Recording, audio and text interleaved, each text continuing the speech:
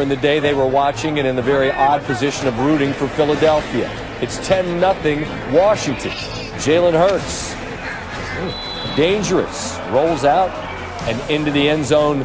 Eagles cut the deficit to 3. Same score. Hurts steps into one. J.J. Arcega-Whiteside makes the catch through the contact. Drive continues. Very next play. And Hurts, dangerous. Arms and legs can hurt you. He's the first Eagles quarterback with 2 rushing touchdowns in a game since Mike Vick in 2010. And the Eagles, bang, bang, Bird Gang, they got a 4-point lead. Happy. Right before the half, this was a huge drive from Washington. Alex Smith had missed a wide-open receiver on the play before, but throws it up to Logan Thomas. The former quarterback himself is now a full-fledged tight end. Washington leads by 3. Late going in the third. J.D. McKissick has been a frequent target from Smith, but he bobbles, and Marcus Epps makes a hell of a play. He's trying to make a tackle and then makes the interception off the bobble. So Philadelphia's in good field position, 3rd and goal. Hurts. That Washington rush ferocious. He can't connect with Hurts. So Doug Peterson, always aggressive in these situations. Philadelphia still very much competing, right? Uber aggressive. Why not settle for 3? No, they're trying to take the lead. Hurts cannot convert. And now, Hurts shaking his head. Looks like he said it ain't right. Giant fans are freaking out. I mean, freaking out. They're like, Nate Sudfeld's in the game? He's picked Jeremy Reeves for Washington. That was effectively a punt. Washington takes over. But after a Smith interception, again, there's Sudfeld.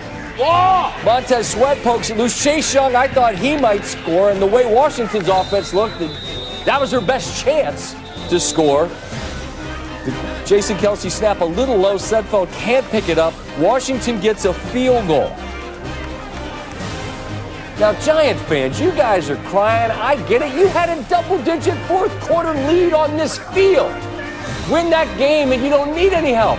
But now, Philly jumps on 4th and inches, and everybody's, again, like, Philadelphia's tanking. Well, they competed for 3 quarters, which is what makes the whole thing so strange.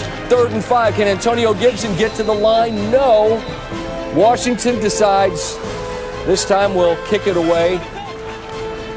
And Philadelphia, Hail Mary? No, let's just throw a check down. Let's just complete a 4-yarder. All right, so everybody would love to know, Coach Peterson, what was going on with the quarterback switch? Yes, I was coaching to win. Yes, that was my decision solely. Nate has obviously been here for 4 years, and I felt that he deserved an opportunity to get some snaps. And listen, if there's anything out there that thinks that I was not trying to win the game, I mean, you know, Ertz is out there, Brandon Graham's out there, Darius Slay's out there. You know, all our top guys are still on the field at the end. So we were going to win the game.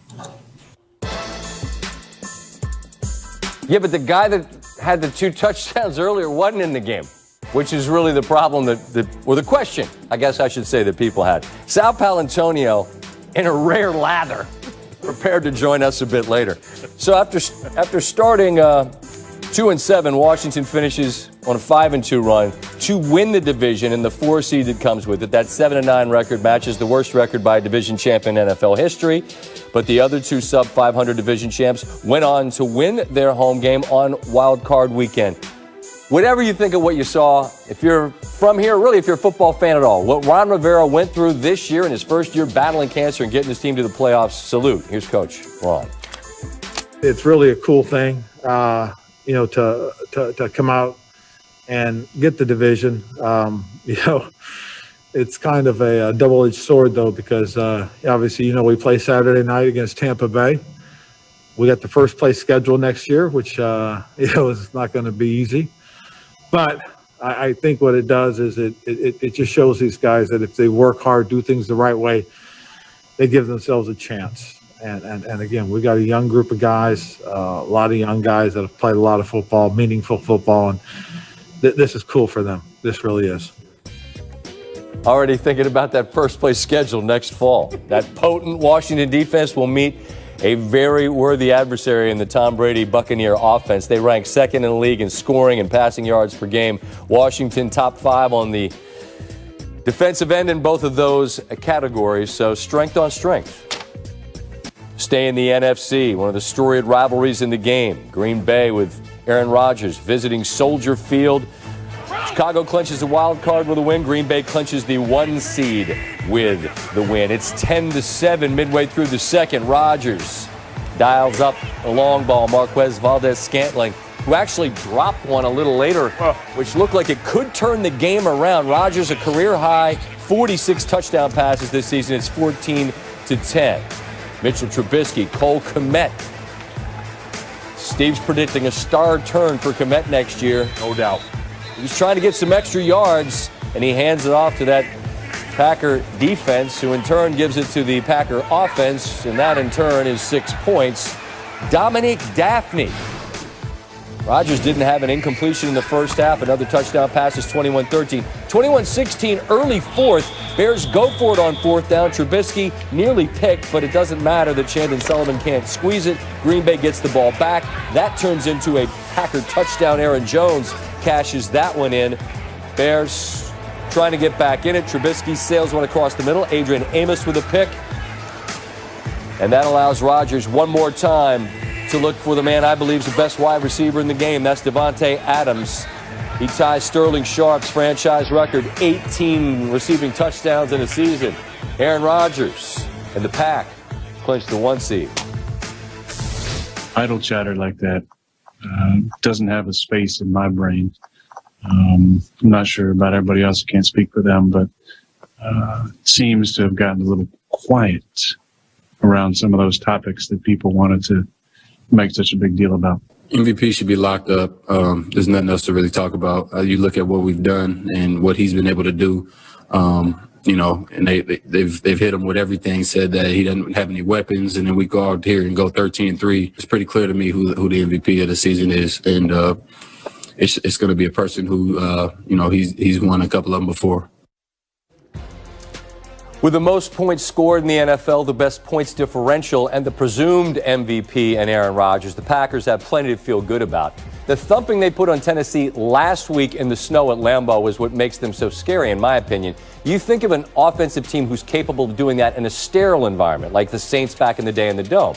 Well, Rodgers threw 4 touchdown passes in a raging snowstorm. Didn't change what they tried to do at all. Now, the Packers are hardly some perfect team. The Bakhtiari injury is a big deal, but they're going to be really hard to beat up there. Bears' loss didn't eliminate Chicago from the playoffs. They would get in if the Rams beat the Cardinals, which would knock Arizona out. Rams had John Wolford starting in place of the injured Jared Goff. Kyler Murray. Questions about his availability, lower leg injury, and so this was less than ideal when he got sacked here by Morgan Fox and would limp off the field. I meant Chris Strebler, you're the next man up. And you can see that the ankle gets landed on by Fox right there. So Murray would have to limp off the field. It's 7-3, though. Cardinals, Chris Strebler got some time, able to get out of the end zone, but part of the reason he had some time, there's a hold in the end zone, and that safety means the Rams are now within 2. Right before the end of the half, this was a monster play in this game. Strebler, miscommunication there, picked by Troy Hill. And that Rams defense, the minute they get that football, they are thinking score, and they do it a lot. 84 yards to the end zone. The Rams now in front by a score of 12-7. Still 12-7. Walford, 3rd and 7.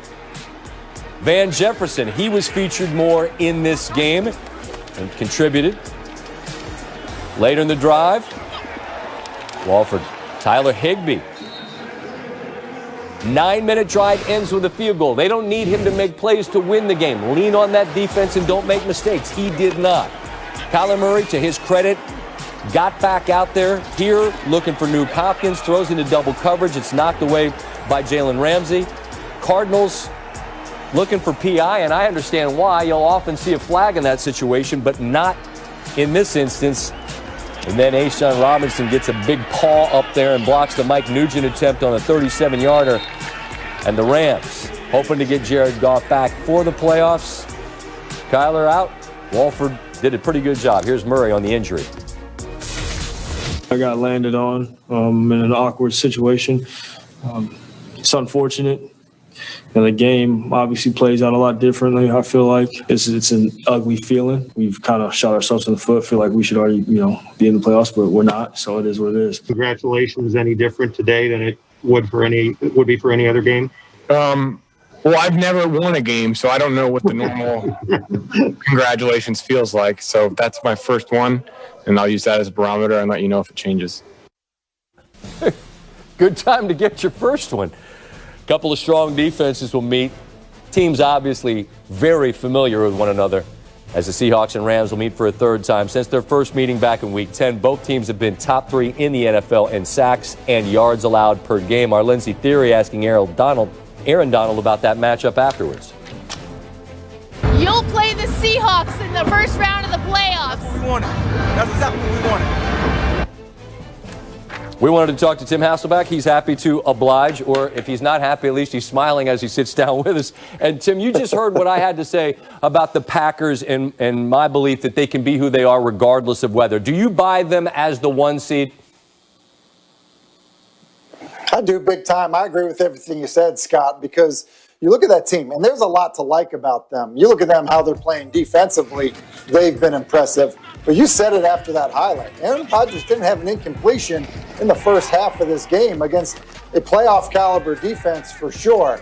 And it's not just about Aaron. While he certainly is their best player and he makes a lot right for them offensively, Aaron Jones plays at a really high level. There's a lot of hidden yardage that he picks up for them, checkdowns, situational run game.